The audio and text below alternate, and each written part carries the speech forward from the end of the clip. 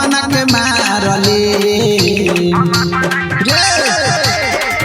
अरे धोखा देबे तई मत सोची हम बना के मारले। यदि हमारा रे छोड़ा मेरे पगली,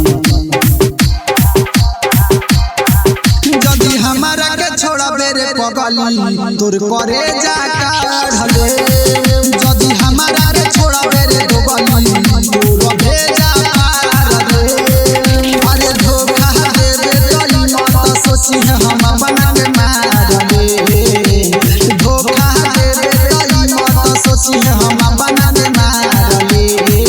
यदि हमारा रे छोड़ा मेरे पगली छोड़ा मेरे पगली तोर करे जा काढ़ले। यदि हमारा रे छोड़ा मेरे पगली तोर भेजा पारले।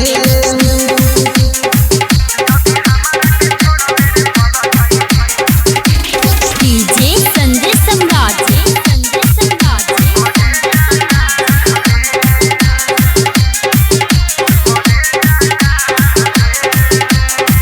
अरे प्यार कइले बानी हम तोरा से सच्चाई मत बुझी है मोटी लगा बकाचा। ए पगली सुन, अरे प्यार कइले बानी हम तोरा से सच्चाई मत बुझी है मोटी लगा बकाचा। हमन के बीच में कौन जे आइयो खबरी उखाड़ले। हमन के बीच में कौन जे आइयो खबरी उखाड़ले। यदि हमारा रे छोड़ा मेरे पगली, यदि हमारा रे छोड़ा मेरे पगली तोर करे जा काढ़ले। यदि हमारा रे छोड़ा मेरे पगली तोर भेजा पारले।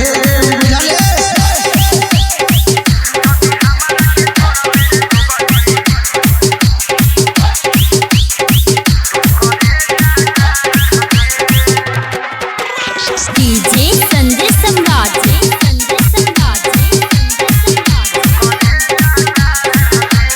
सरवन मोबाइल शॉप, घुर्मी बाजार, नेपाल। अरे दुनिया में तोरा सिवा केहू के ना मानी। बोलबे त मारा दे हम ले ले बानी खानी।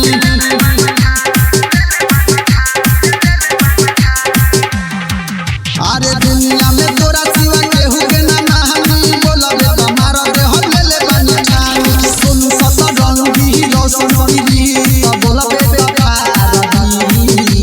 सोनू ससुर भी रोशन भी गरम तोर झारदी। यदि हमारा के छोड़ा मेरे पगली रे। यदि हमारा के छोड़ा मेरे पगली तोर करे जा काढ़ले। यदि हमारा के छोड़ा मेरे पगली तोर भेजा पारले। धोखा देबे तई मत सोची हम बना के मारले। धोखा देबे तई मत सोची हम बना के मारले। यदि हमारा के छोड़ा मेरे पगली, यदि हमारा के छोड़ा मेरे पगली तोर भेजा